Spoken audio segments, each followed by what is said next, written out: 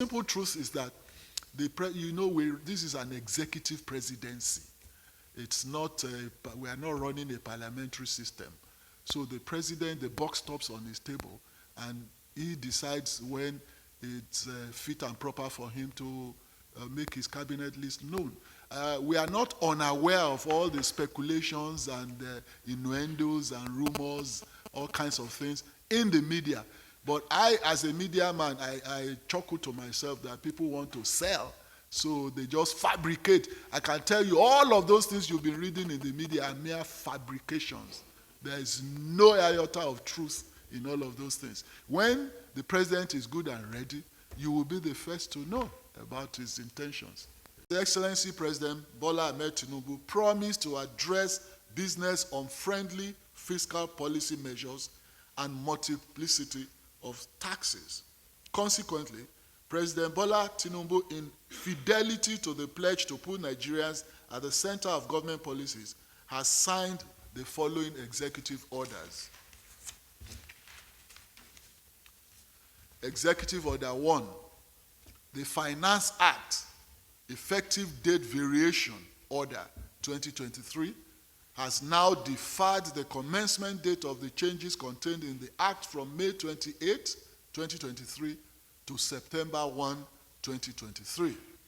This is to ensure adherence to the 90 days minimum advance notice for tax changes as contained in the 2017 National Tax Policy. Executive Order 2, the Customs Excise Tariff Variation Amendment Order 2023.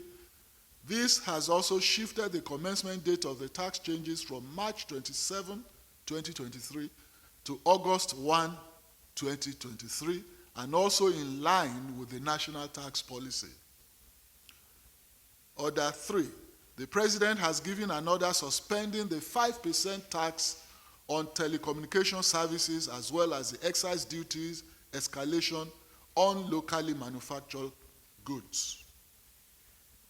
4, further to his commitment to creating a business-friendly environment, the President has ordered the suspension of the newly introduced green tax by way of excise tax on single-use plastics, including plastic containers and bottles. In addition, the President has ordered the suspension of import tax adjustment levy on certain categories of vehicles. Like I said earlier on, any vehicle of 2,000 capacity, engine capacity and above. Now, upon taking over the reins of government, the President promised to run a government that will not make life difficult for Nigerians or asphyxiate or stifle corporate entities in spite of the challenges the federal government. In spite of these challenges, this federal government is irrevocably committed to this pledge.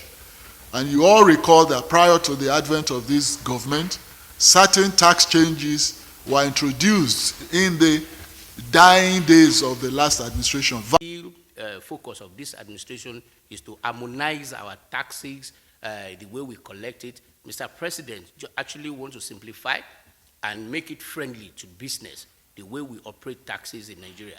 And as we know that when you talk about the revenue management, it's not only in tax collection.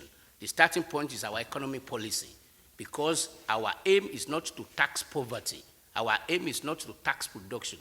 Our aim is to increase our productive activity, capacity to produce. Then we can tax our consumption.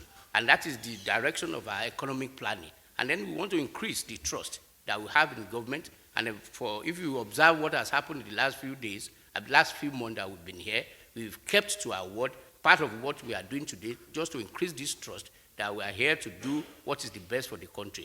Any cost that has been passed over to the consumers will also be suspended, and this will be enforced through the consumer protection agencies of the government.